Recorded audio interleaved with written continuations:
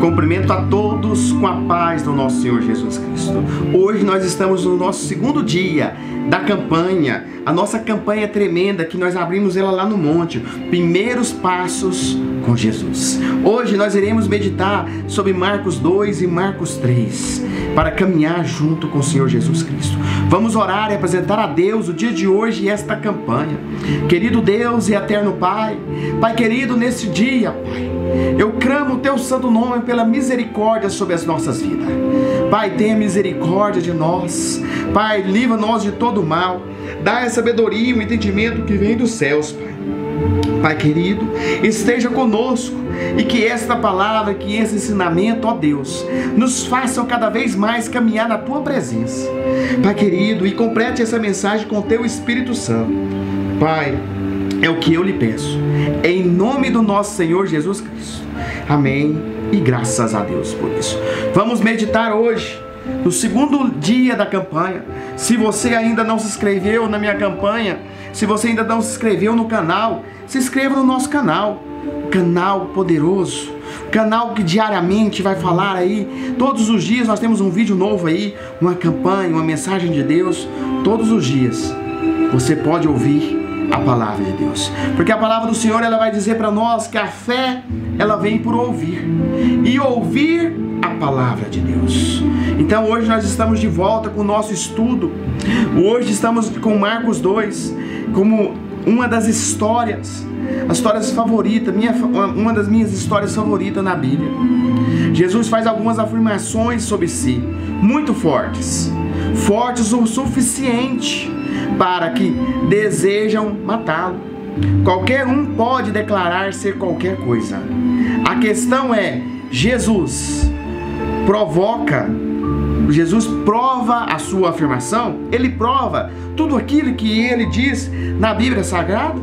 O Senhor Jesus Cristo, ele prova tudo o que está escrito aqui? Tudo. Uma coisa é a gente falar, outra coisa é a gente provar que tudo aquela afirmação, tudo que o Senhor Jesus Cristo fez na Bíblia sobre si é forte, é tremenda. Jesus veio para mudar o mundo, mudar a história. Mas qualquer um que pode declarar qualquer coisa, a questão é que Jesus prova a sua afirmação. Ele prova que a afirmação dele é correta. Em Marcos 2 encontramos Jesus ensinando numa casa em Cafarnaum. Cafarnaum, a sua palavra propaga. No versículo 2, Jesus diz: muitas pessoas foram até lá e ajuntou-se tanta gente que havia lugar nem mesmo do lado de fora.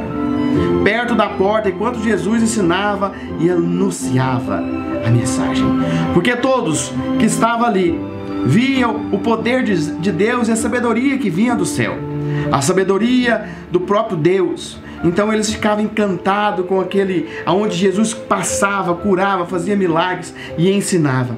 Havia muitas multidão, uma enorme multidão, e Jesus pregava a palavra, que é a Bíblia. Jesus mantinha sempre o foco na palavra de Deus. Ele também realizava milagres, mas chamava esses milagres de sinais.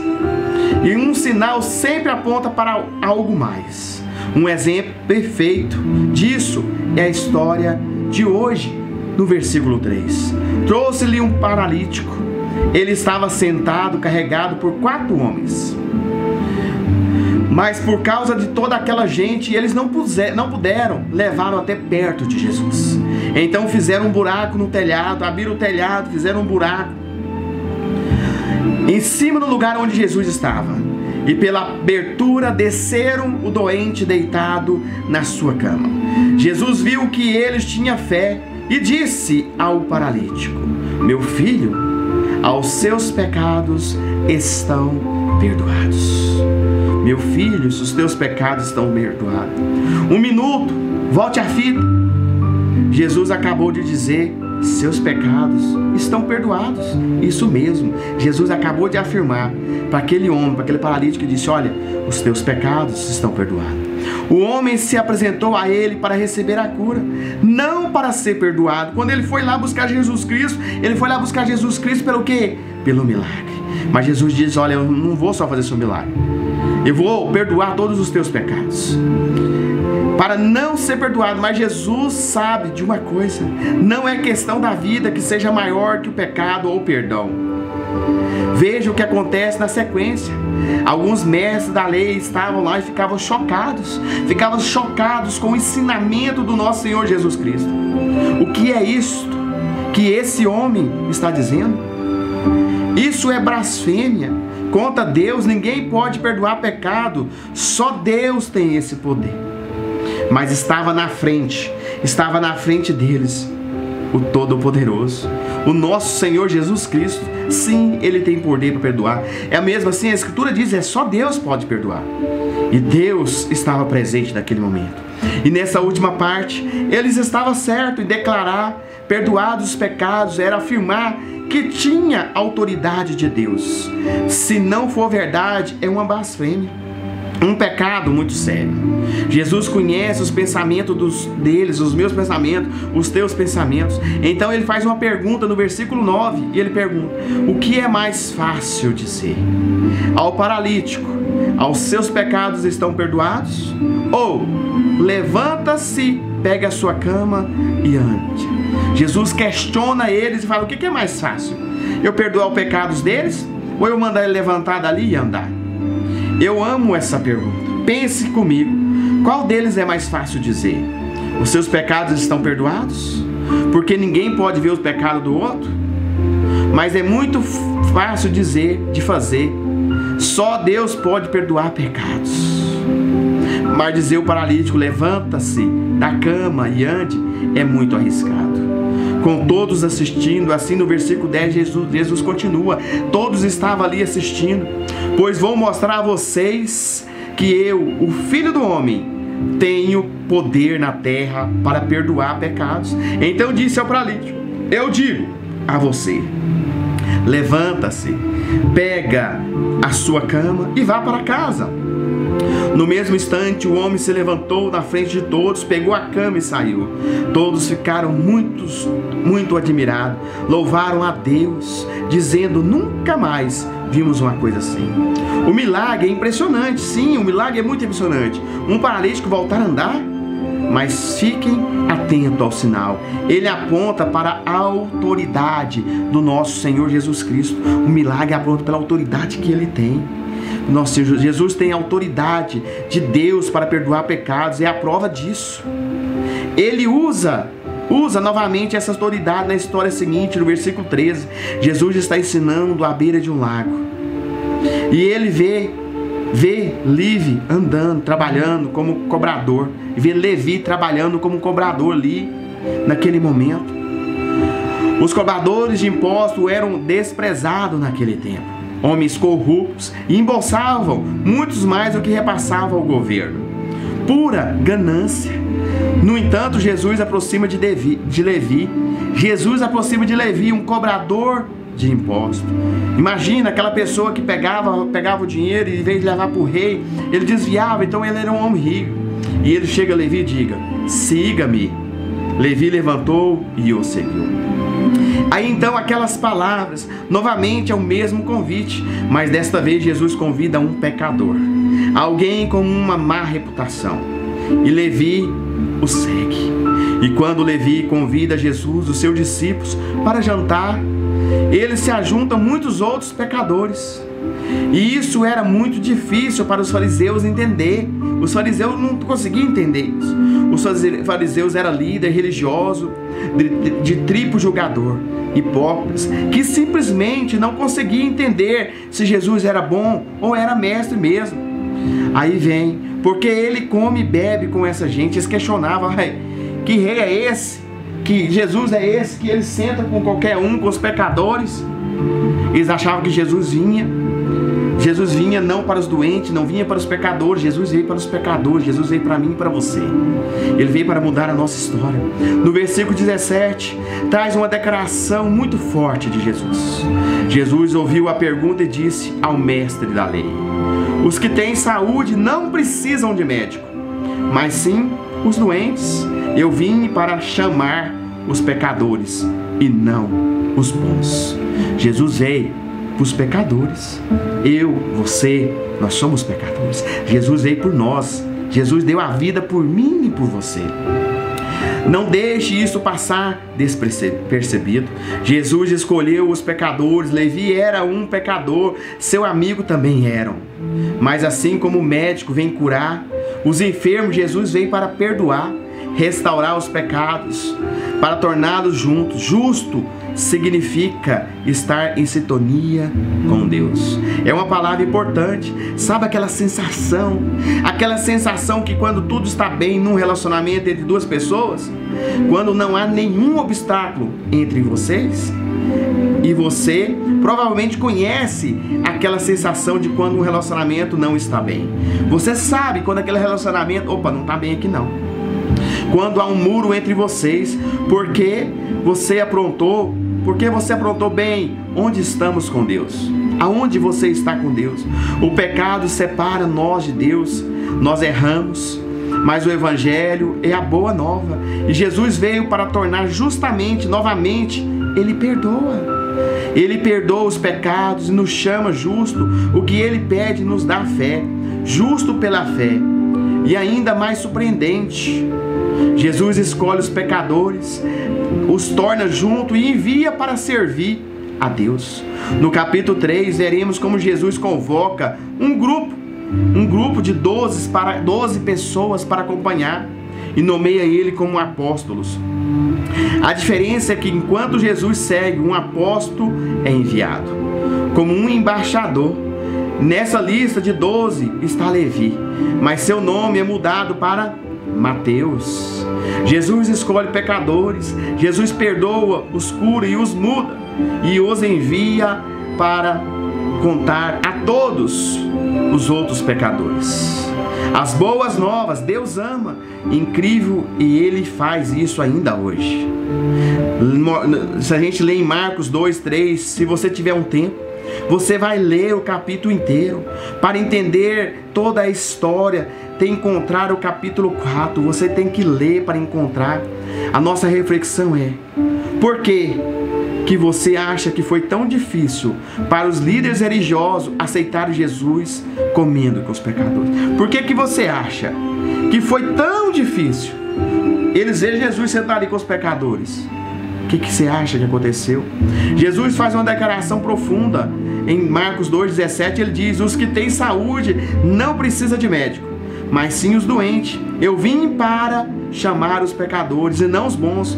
Qual é o significado quando Jesus disse isso para você? Qual é esse significado? O que o perdão tem representado na sua vida? O que o perdão tem compartilhado na tua vida? O que tem acontecido? Meu irmão, Deus é poderoso. Marcos 2 vai dizer para nós assim: a cura de um paralítico. Vamos ler a palavra inteira agora. E alguns dias depois, entrou outra vez em Cafarnaum, e soube-se que estava em casa, e logo ajuntaram tantos que nem ainda nos lugares junto à porta cabia, e anunciavam-lhe as palavras. E veio ter com ele conduzido um paralítico trazido por 4. E não podendo aproximar-se dele por causa da multidão, e descobriu o telhado, ou seja, foi lá, destampou o telhado, onde estava fazendo um buraco. Baixaram no leito e traziram-lhe o paralítico.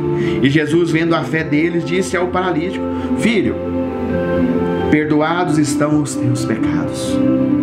E estavam ali assentados alguns dos escribas que arrazoavam dos seus corações, dizendo, ou seja, eles ficavam no seu coração pensando: por que diz assim essa blasfêmia? Quem pode perdoar pecados senão Deus? E Jesus, conhecendo logo em seu espírito que assim arrazoavam entre si, ele lhe disse: por que arrazoais sobre estas coisas em vossos corações? Qual é mais fácil dizer ao paralítico: então perdoados os teus pecados, ou dizer: levanta-te, toma o teu leito e anda? Ora, para que saibas que o Filho do Homem tem na terra poder para perdoar pecados, disse ao paralítico: a ti eu te digo, levanta-te, toma o teu leito e vai para a tua casa. E levantou-se, tomando o leito, saiu depressa de toda a sorte que todos os admiravam e glorificavam a Deus, dizendo: nunca vimos isso. A vocação de Davi. E tornou a sair ao mar, e toda a multidão ia ter com ele, e eles os ensinavam. E passando viu Levi, filho de Alfeu, sentado, recebedoria, e disse-lhe: segue-me, levanta e segue-me.